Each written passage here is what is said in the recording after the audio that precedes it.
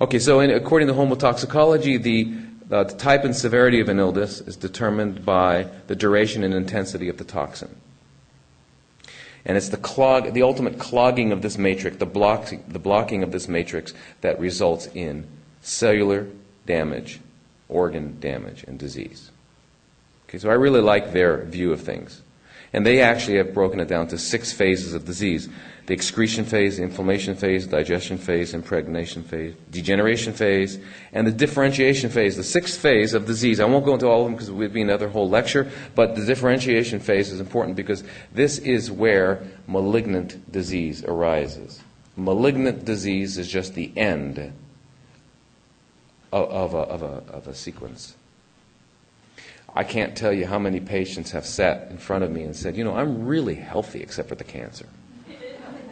And it's true. They believe it, they mean it, and it's true. Why? Because we don't know what health is. If you want to get an idea of health, go to a nursery school. Bouncing off the walls, doing somersaults, that's health. That's health. What's the difference between an old man and a young man, besides the shape of the body and all that? Energy. Let's look at the energy. Okay? Remember, energy. He was talking about energy in the matrix. Energy. Why do we eat? We eat to get energy. That energy comes from the sun, through the plants, to the animals. How much energy can you get from eating a corpse?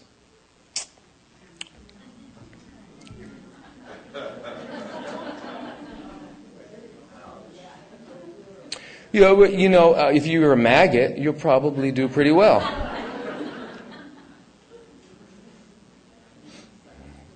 It's unbelievable.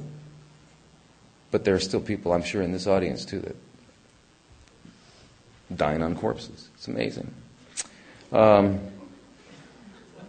If we make it past 212, I'm sure there will be a time in the future where people will look back and say, can you imagine they used to eat corpses? It's like, if you look up the word ghoul, Ghoul, that's what a ghoul does. They devour corpses.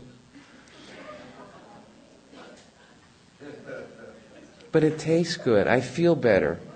I feel better when I shoot a spoon of heroin. I feel better when I smoke a fat cigar. If it feels good, do it, right? Okay.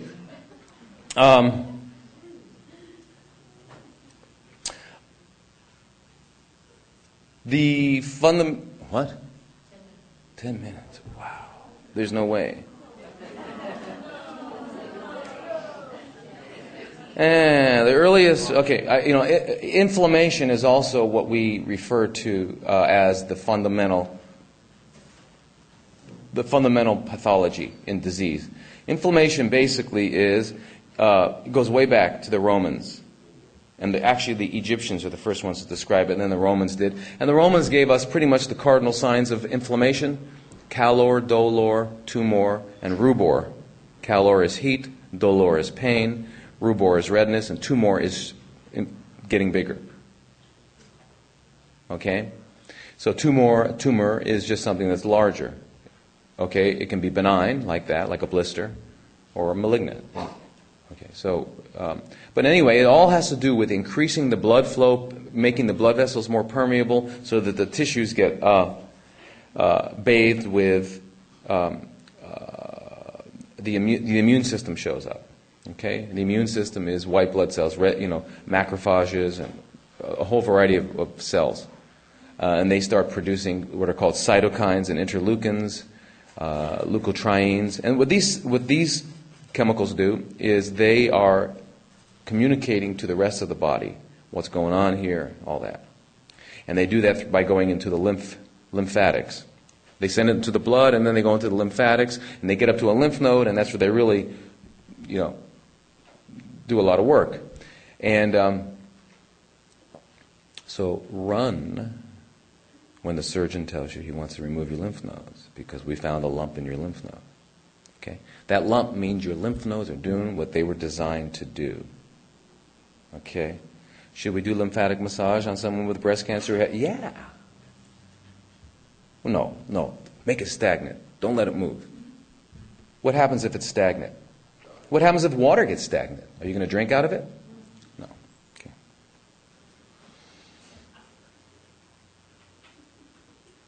Anyway, our modern understanding of inflammation is much, much more complex.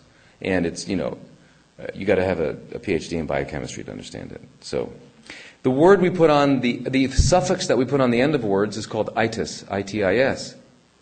Bronchitis, iritis, rhinitis, dermatitis. What does it mean? It means inflammation.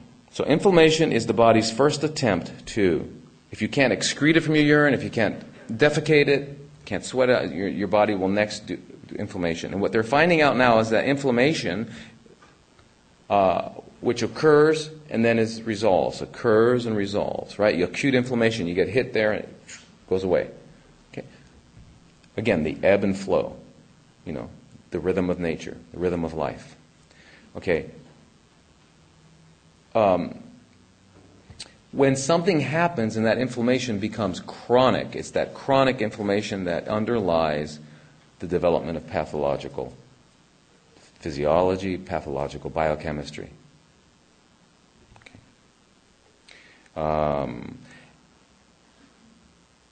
There's so much to talk about. When we talk about lipids, lipids are fats. Our bodies produce arachidonic acid and eicosanoids, which are the omega-6 and omega-3s.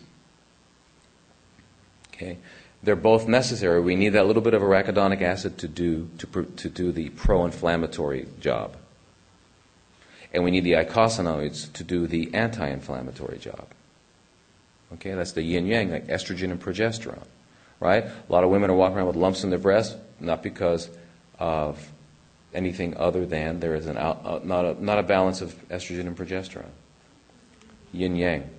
Okay. So, arachidonic acid, too much arachidonic acid gets sequestered because it is an absolute poison. It causes total body inflammation. And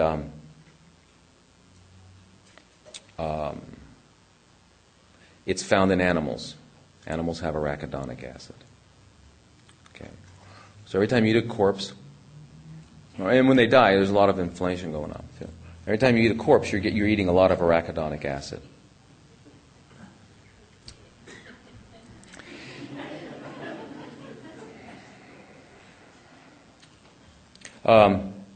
Anyway, one of the ways in which we measure inflammation, how do we measure inflammation? Because was it 2002, I think, Life magazine or Time magazine had on their cover, we found the test. There's one test that is more important than your cholesterol. It's called CRP, C-reactive protein.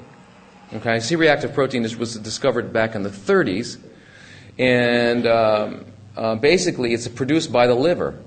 The liver produces a